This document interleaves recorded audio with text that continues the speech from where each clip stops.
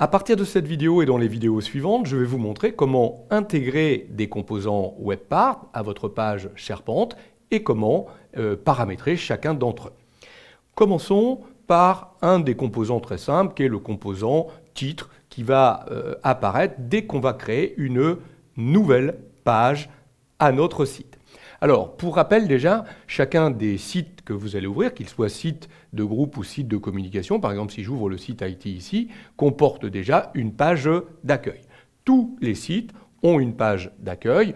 Là, en l'occurrence, elle contient des composants spécifiques à un site d'équipe. Je pourrais modifier ces composants, les supprimer, bien entendu. Je peux aussi rajouter d'autres pages. Vous voyez, c'est la même chose ici. Si je viens sur le site de communication FunMOOC ici, j'ai bien des sections avec des composants, alors qui peuvent être différents, mais il y a bien des choses qui ont déjà été intégrées dans cette page d'accueil que je pourrais modifier. Je pourrais aussi ajouter une autre page. Moi, je vais repartir du site ici au petit creux. Ça va être un site de communication, plutôt dédié au restaurant de mon entreprise. Mais je pourrais, et je le ferai, revenir de temps à autre sur des sites de groupe pour vous montrer d'autres composants plus intéressants pour des groupes et peut-être moins pour des sites de communication. Donc je reviens ici sur le site au petit creux. Et là, on peut être un peu surpris puisque quand on arrive sur la page d'accueil, elle est complètement vide. En fait, j'ai pris soin, avant d'enregistrer cette vidéo, de supprimer toutes les sections et tous les composants WebPart qui étaient déjà présents sur cette page. Et donc, elle est complètement vierge, elle comporte juste un titre, c'est la page d'accueil, elle contient un titre au petit creux. Je pourrais, et on le fera plus tard, réintégrer des composants WebPart dans cette page d'accueil. Mais pour l'instant, ce que je veux, c'est créer une nouvelle page. Je vais donc aller dans « Page », et je vais pouvoir ici choisir tout simplement « Nouvelle page de site ». Alors comme c'est un site de com, j'ai ça ici là-haut, page de site. Si ça avait été un site d'équipe, j'aurais retrouvé sur le volet de gauche « Page de site ». Voilà, donc très bien, je crée une nouvelle page de site qui vient se placer directement à l'écran. Et là, regardez, dès que je crée une page, j'ai un premier composant qui est en fait une zone de titre qui se place automatiquement dans la partie supérieure de votre page. Il attend que vous donniez un nom à la page. On pourrait mettre menu du jour. J'aimerais créer une page qui redonne un petit peu les différents plats du jour de mon restaurant d'entreprise. Donc, vous voyez que le titre est placé automatiquement dans le bandeau. Il a repris le nom de la personne qui est en train de créer cette page. Et je vais pouvoir ici modifier mon composant WebPart. Donc ça, on le retrouvera sur chaque composant, ce sera toujours le même principe. J'ajoute mon composant et après, je le paramètre. Donc je clique ici et je retrouve les paramétrages disponibles à partir du composant, en l'occurrence ici, le composant zone de titre. Alors, c'est assez simple ici, vous voyez, je peux choisir 4 dispositions différentes, une image comme j'ai là avec un titre ou quelque chose de très simple, de très sobre. Je vais juste avoir le titre de la page. C'est ce que j'ai par exemple ici, pour l'instant, dans la page d'accueil avec au petit creux. Je pourrais avoir un bloc de couleurs qui viendrait se mettre par-dessus une image, et puis je pourrais avoir une image et un bandeau qui se placerait, le texte se placerait par-dessus cette image. Je peux ensuite mettre le texte à gauche ou au centre. Moi, je vais reprendre ici une image et titre et le laisser à gauche. Je pourrais rajouter un texte qui viendrait se replacer par-dessus le titre, si je le souhaite, et je pourrais même ajouter la date de publication, ce qui pourrait être une information intéressante sur certaines pages pour indiquer que la page est très récente, notamment à votre auditoire.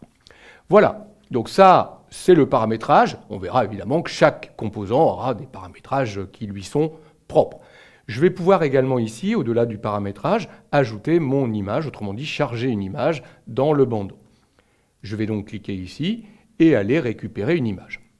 Donc là, j'ai des images récentes, mais je pourrais aller rechercher des images sur le web. Vous voyez que je vais pouvoir rechercher des images avec Bing. Alors attention, faites très attention de prendre des images libres de droit si il s'agit d'un site notamment un peu public. Même on ne devrait pas pouvoir aller chercher n'importe quelle image. Il y a des droits d'auteur, vous le savez. Mais il y a quelques images ici qui sont proposées par Microsoft dans différentes catégories. Le mieux, c'est d'avoir vos propres images qui peuvent être rangées dans votre OneDrive personnel ou directement à partir de votre site d'équipe ou de communication. Et on pourrait aussi aller charger des images à partir de sa machine. Donc moi, je vais aller chercher ici des images que j'ai rangées à l'intérieur de mon site ici au petit creux. Donc je vais prendre par exemple l'image brunch que je vais ouvrir. Alors essayez de prendre des images qui sont de qualité suffisante d'un point de vue de la résolution. Lui va adapter automatiquement cela en fonction de l'appareil, le smartphone, la tablette ou l'ordinateur, qui seront utilisés pour visionner cette page. Quand j'ai mis la page, vous avez vu, j'ai la possibilité de définir un point focal.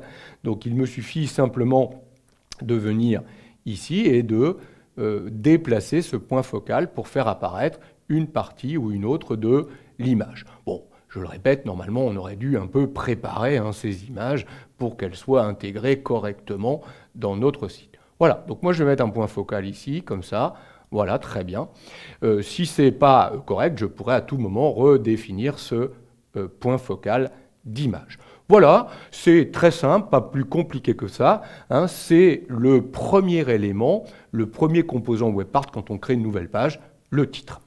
Alors, regardez, pour l'instant, cette page, elle n'a pas encore été publiée. Ça veut dire qu'elle est enregistrée, mais elle est enregistrée essentiellement pour la personne qui est en train de créer cette page, qui l'a finalement en droit exclusif. D'ailleurs, regardez, je vais refermer carrément l'onglet, je vais revenir au petit creux, je vais aller dans Page. Vous voyez que la page existe, vous avez vu qu'il a repris le nom ici de la page qui correspond en fait au titre de la page. J'ai bien évidemment la possibilité de renommer cela. Je pourrais appeler cette page plutôt Menu. Je vais l'enregistrer. Menu, c'est le nom de la page, menu.spx, mais si je clique sur Menu, j'ai gardé le titre Menu du jour. Donc le nom de la page est indépendant du titre. Vous pouvez mettre un titre, par défaut il a pris en nom de page le titre, mais vous pourrez bien évidemment après changer ce titre si vous le souhaitez. Donc la page, elle n'est pas encore publiée. Ça veut dire que, regardez, si je me positionne sur le compte d'un autre utilisateur, par exemple ici Alex qui suit également ce site et qui a accès, puisqu'il lui a été partagé, eh bien, s'il affiche page, il ne voit pas encore cette page menu, il ne voit que la page d'accueil. Alors la raison est connue, on n'a pas publier la page, donc elle est simplement enregistrée en tant que brouillon et on pourra la publier uniquement quand on l'aura terminée.